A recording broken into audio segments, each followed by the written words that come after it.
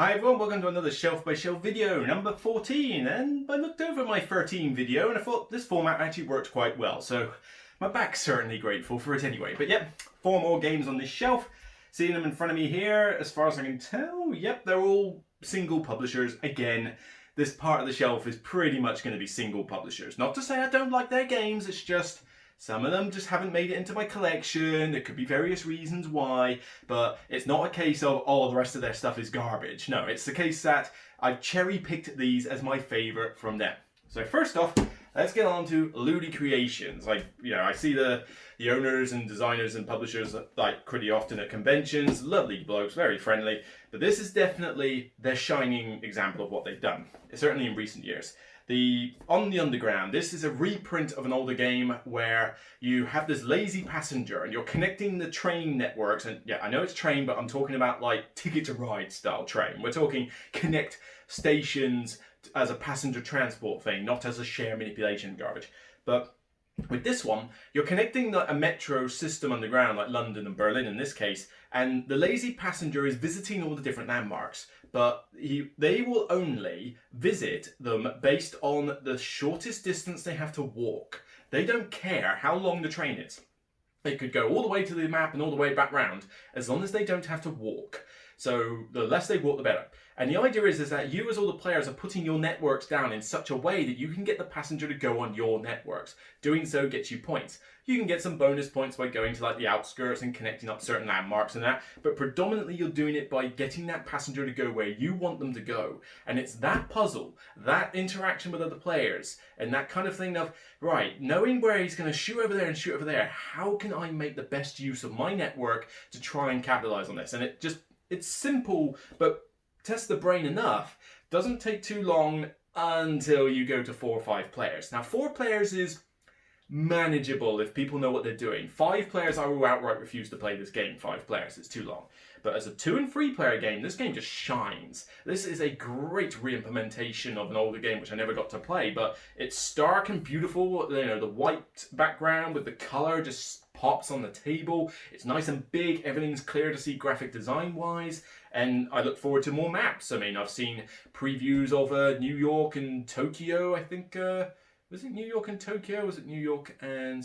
I'm pretty sure it was New York and Tokyo. I don't know, but like I say, different metros. I mean, let's face it, they can go all over. Oh, no, it was Tokyo. No, it was New York and Paris, I think. You know, but like I say, there could be all sorts of maps in the future. And I will certainly look forward to getting them because I think these 2 maps are solid.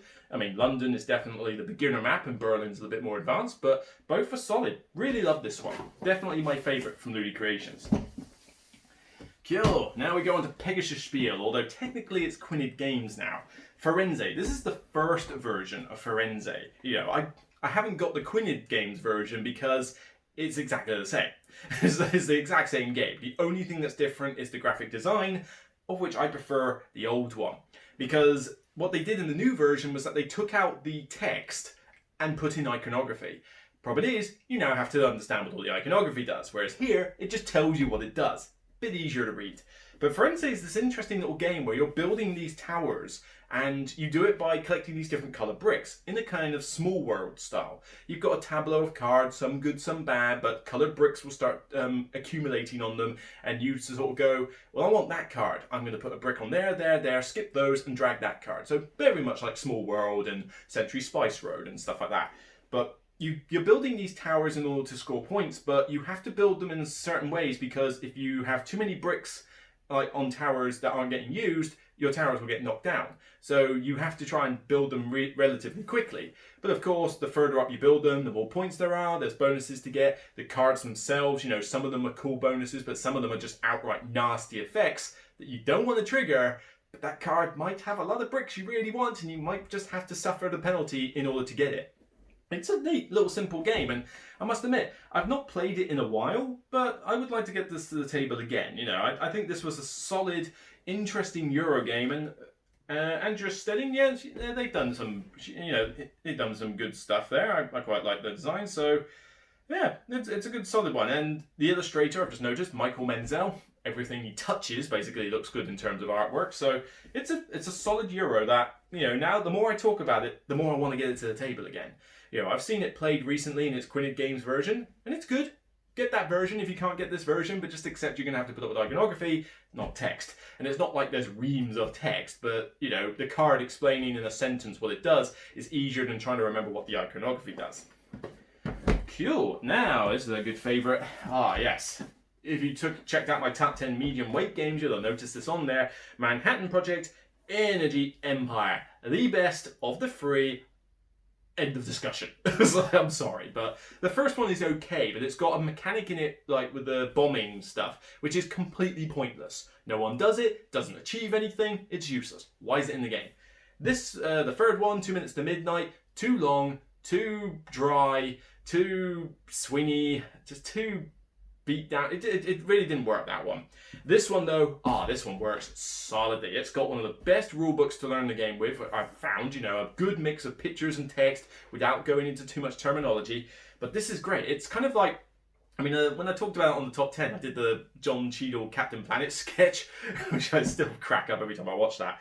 But the cool thing with this is you're trying to manage the pollution in your particular nation, and you're doing this by grabbing power plants, which are represented by coloured dice, custom dice. You're generating power in order to build buildings that give you cool bonuses, cool actions, victory points, the works. But you'll get points for having a clean area, but then sometimes you don't really care about it being clean as long as you're getting points elsewhere. So you can play the game kind of how you like, but it still retains that cool system out of Manhattan Project where you have workers that you put down, worker placement style, but you don't get your workers back until you do an action to retrieve them and generate power. But people do them at different times. So somebody might be hogging a space you really want and you're dying to put a worker on it, but you need to wait for them to hurry up and generate power. How long is that going to take? Depends how many workers they've got, you know, and how much power they need. So it's good tension and interaction between players. But the mechanics are relatively straightforward. There's not a lot of complication in here, just a little bit of a micromanagement of global events and, you know, populating the board and such. But no, I really like this one. This one was just, it's a spin-off of the Manhattan Project. I mean, 2 minutes to midnight feels more like what the original Manhattan Project was trying to do. This one definitely feels like its own thing. But it looks great, plays great. Really love this one. This is in my top 10 for a reason. And my hidden movement pick. Yes, I'm trying to think. Don't like Letters from Whitechapel. Well, it's alright, but it's too long. Fury of Dracula I like, but again, too long. These hidden movement games are just too long. This one, providing you don't play with the maximum number of players, and you don't have AP people, you might have to set a timer. This one, Spectre Ops, is my pick of them. I mean, this is Broken Covenant. Basically, it's got both sets in here. And this one is kind of like Metal Gear Solid, the game. You are an agent is sneaking into a base, a corporation base, trying to bomb certain things or grab intel, whatever. And the corporation themselves have got these various hunters trying to track them down. And they've all got different abilities, different powers, and it is a hidden movement style game where the person will secretly write where they're going based on limitations, and the others are trying to pinpoint where they are. And it's very tense. I mean, hunting is fun, but I love being the one who's being hunted. I love that tension. I have had some close games where I've had to practically be like, stood next to a corner or like up on the ceiling practically, and as people are walking by, it's like, don't come my way, don't come my way. Yes, sneaky, sneaky, sneaky. So I then go around, and when you pull that off, it's so satisfying. But again, it's tension filled when you do get spotted, because it's just like the big exclamation sign appears above your head like a Metal Gear Solid. It's like, uh-oh. So then leg it. It's a great game, but it can go on long with too many players, or if the hunter just can't make a decision. You might have to impose some time restrictions on there, or just keep the player count low to, say, 3 players or so. But I just can't see myself wanting to play it with 5 players too often. It's just too long. 4 is okay, but set a timer. 3 is really good. 2-player works pretty well in this, to be honest. I have played it 2-player once before, and it's just 1v1, or I think the other player can control multiple hunters. I'm not sure, but yeah, I think they do. And like I say, that works pretty well, because it's only 2 people I've got to think. Solid game. Really like it. Spectre Apps. So, that's shelf number 14. 2 more for that room, and then we're here. Better get on with it.